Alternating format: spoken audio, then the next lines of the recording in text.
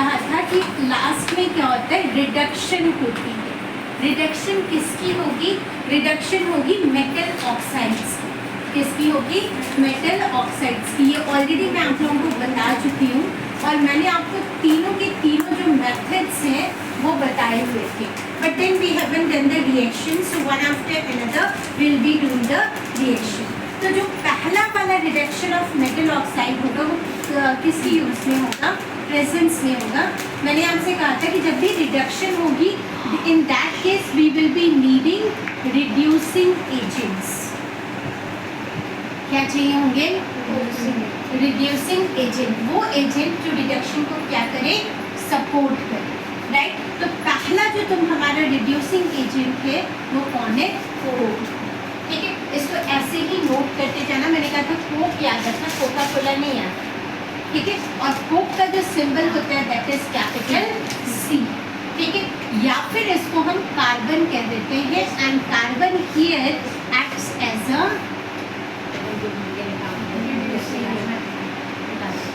Reducing agent, right.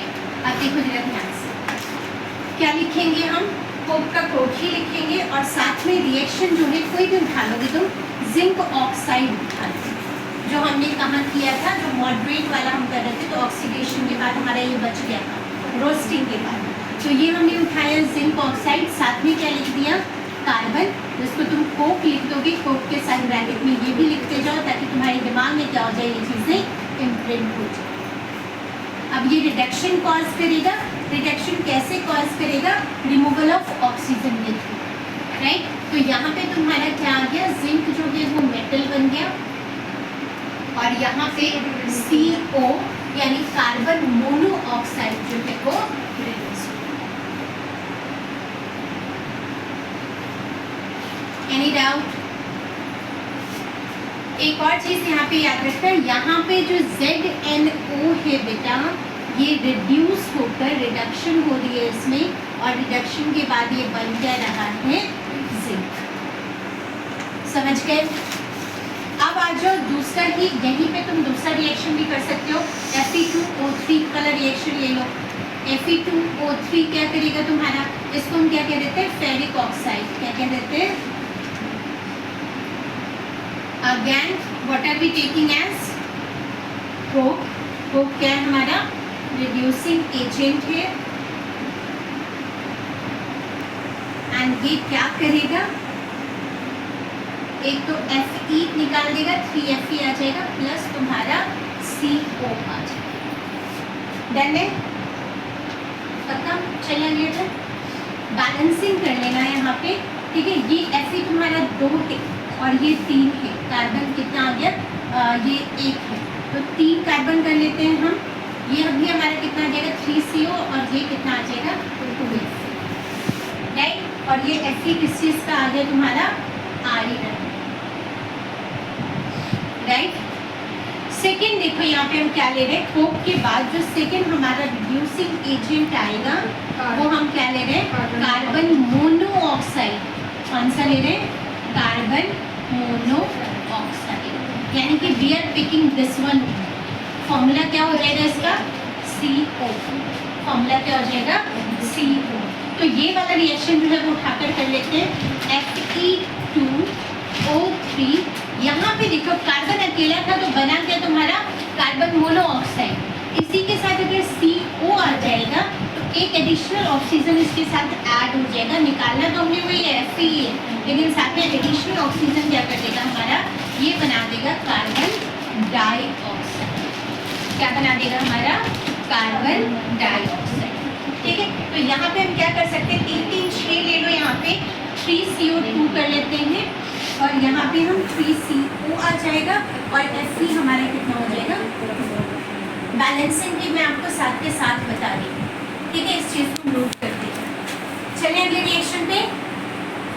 तीसरा हमारा reducing agent use होगा बच्चा, वो यहाँ पे हो रहा है एल्यूमिनियम। कौन सा यूज हो रहा है, एल्यूमिनियम। अब याद रखना कि although I am telling you aluminium to use, but aluminium के अलावा ना कोई भी जो टॉप सीरीज में है, तो उसमें पोटेशियम, सोडियम, ठीक है। उसके अलावा क्या आ गया तुम्हारा, मैग्नीशियम आ गया, एल्यूमिनियम आ गया, ये सारी की सारी चीज़ें, कैल्शियम आ गया।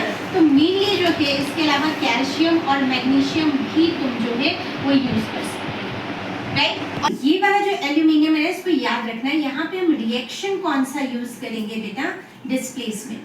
क्लास इसी क्लास का जो फर्स्ट चैप्टर उसमें तुमने डिस्प्लेसमेंट रिएक्शन किया था। अब डिस्प्लेसमेंट रिएक्शन का क्या मतलब, हाँ very good, highly reactive metal जो लेस रिएक्टिव मेटल होगा उसको क्या कर देगा, डिस्प्लेस कर देगा। तो अगर हम सेम लेकर चलें, कौन सा, यही Fe2O3 ही उठा लेते हैं, Fe2O3, साथ में हमने क्या लिख दिया, एल्यूमिनियम।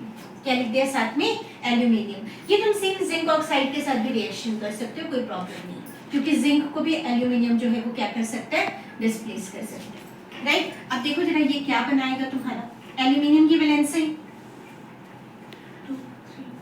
2 की 3 दोनों ही बोल दिए, एक और आगे 1, इट्स 3, एल्यूमिनियम की वैलेंसी 3। ये बनाएगा क्या तुम्हारा, सेम Al2O3, क्या बना देगा तुम्हारा, Al2O3, और साथ में आयरन जो है उसको क्या कर लेगा, बाहर निकाल देगा।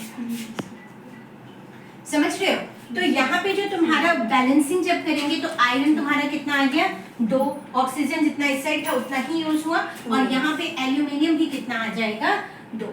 एक और चीज ध्यान रखना, एज एल्यूमिनियम एंड आयरन दोनों को हम डिस्प्लेसमेंट के लिए यूज कर रहे हैं, तो इस टाइप के प्रोसेस को हम कहते हैं, ये बहुत बहुत बहुत इंपॉर्टेंट है, इस टाइप के प्रोसेस को हम कहते हैं थर्माइट प्रोसेस। कौन सा प्रोसेस कहते हैं, थर्माइट। कई बुक्स में तुम्हें यहाँ पे थर्माइट के साथ ना, as it is done in the presence of aluminium, तो इसको एल्यूमिनो थर्माइट भी कह देते हैं। क्या कह देते हैं, एल्यूमिनो थर्माइट। बट कुछ ही बुक्स में ही, अदरवाइज इसको क्या पूछेंगे तुमसे, थर्माइट प्रोसेस क्या है। और ये ओवरऑल जो तुम्हारा रिएक्शन है बेटा, इस पूरे के पूरे रिएक्शन को थर्माइट रिएक्शन कह देते हैं। क्या कह देते हैं,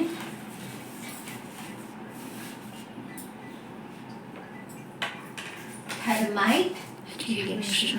very very very important, right. अब थर्माइट रिएक्शन क्यों इंपॉर्टेंट है, तुमने देखा होगा रेलवे ट्रैक्स देखे जिसके ऊपर रेलगाड़ी चलती है, तो जब रेलगाड़ी उसके ऊपर चल रही होती है तो बीच में कहीं क्रैक आ जाता है, तो उस क्रैक को ठीक करने के लिए, रेलवे ट्रैक किस चीज का बना हुआ है, कौन से मेटल का, आयरन का, और उसको ठीक करने के लिए इस वाले रिएक्शन को यूज किया जाता है। गैप आया यानी बीच में क्या घुस गया तुम्हारा, ऑक्सीजन, तो वहां से ऑक्सीजन को हटाकर क्या किया जाता है, एल्यूमिनियम के साथ उसको रिएक्ट कराया जाता है।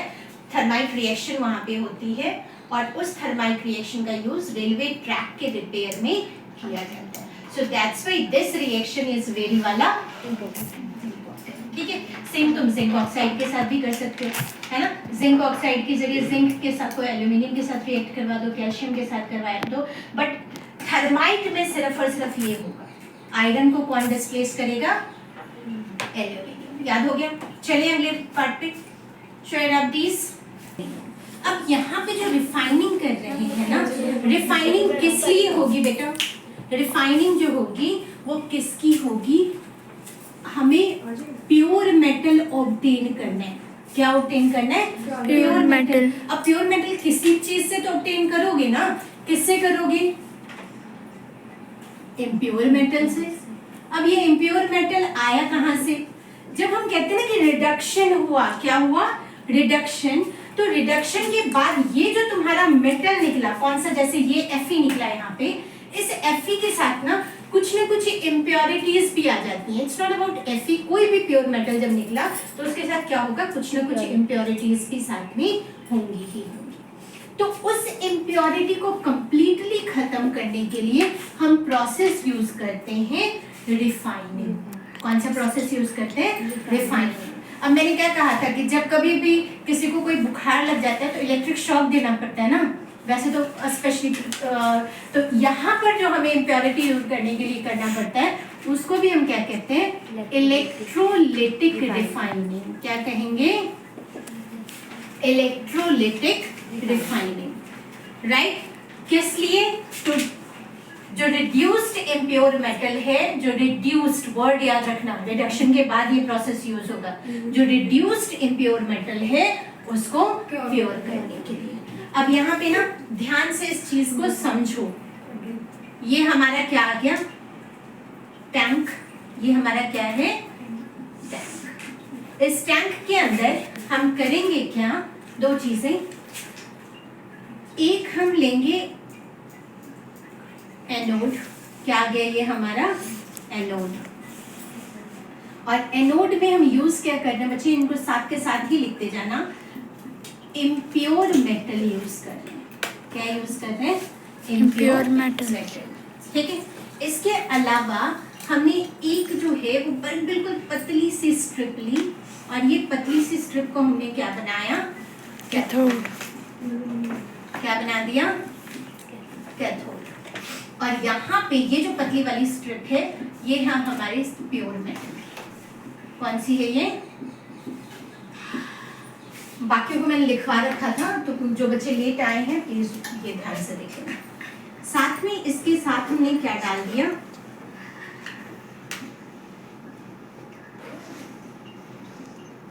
क्या डाला,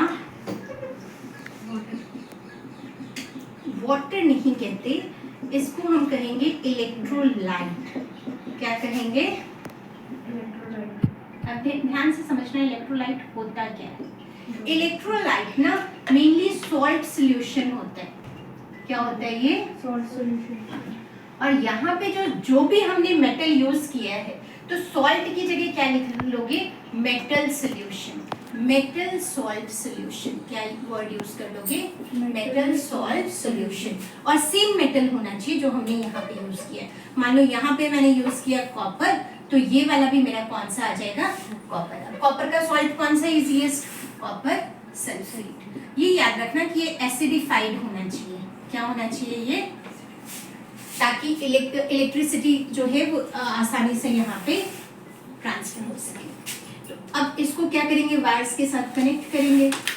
ठीक है, बैटरी लगा दो यहाँ पे, एंड देन चाहो तो यहाँ पे स्विच लगा देना, नहीं तो स्विच ना भी लगाएं तो भी चल जाता है। कई बुक्स में तुम्हें यहाँ पे की लगा हुआ भी लिख जाते हैं कि भाई ऐसे करके, और यहाँ पे एक डॉट सा लगा देते हैं, कहते हैं की लगा हुआ है स्विच की तरह। ठीक है, अप टू यू। कोई डाउट यहाँ तक?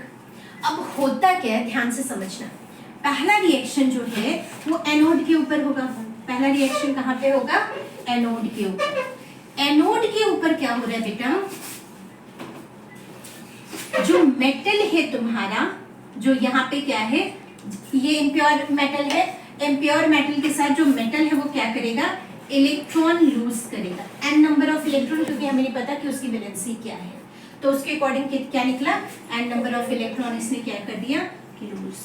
तो मेटल के ऊपर उतनी एन नंबर ऑफ यहाँ पे क्या आ जाएगा, चार्ज। ये रिएक्शन कहाँ पे हो रहा है, एनोड के ऊपर।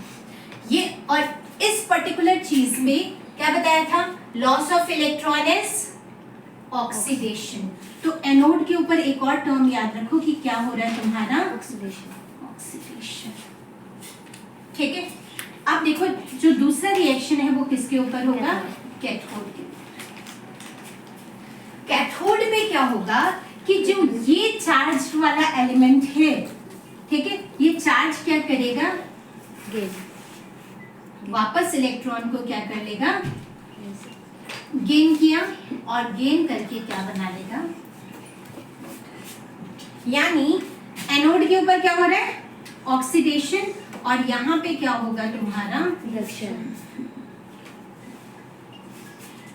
यहाँ से जितनी भी तुम्हारे मेटल आयंस है वो किसके अंदर गए, इलेक्ट्रोलाइट के अंदर। ये मेटल आयंस किसके अंदर गए, इलेक्ट्रोलाइट के अंदर। और ये मेटल आयंस यहाँ से किस पे डिपॉजिट होना शुरू करेंगे, कैथोड के ऊपर। यानी ये यहाँ पे क्या है, डिपॉजिट होते होते ये लेयर इसके ऊपर अच्छी खासी लेयर हो जाएगी। ठीक है, तुम कहोगे मैम जो इम्प्योरिटीज प्रेजेंट थी वो कहाँ गई। ठीक है, अब देखो इम्प्योरिटीज जो एनोड है, इम्प्योरिटीज हैं ये दो टाइप की हैं। एक जो इलेक्ट्रोलाइट में सॉल्युबल हो जाएंगी, और दूसरी जो है वो कौन सी आ गई, इनसॉल्युबल। ध्यान से समझना इन चीजों को। जो तो सॉल्युबल है वो कहाँ पे आके मिल जाएगा? इलेक्ट्रोलाइट के अंदर।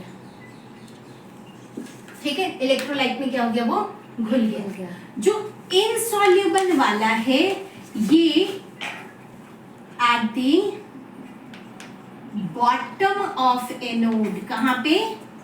Bottom of anode keeps depositing.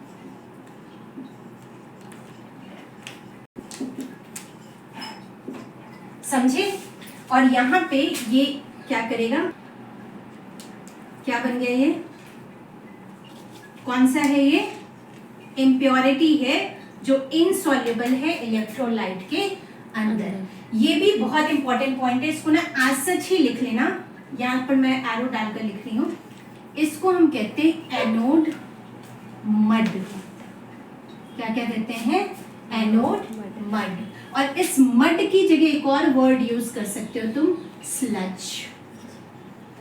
कई बार क्वेश्चन आ जाता है व्हाट इज एनोड स्लज।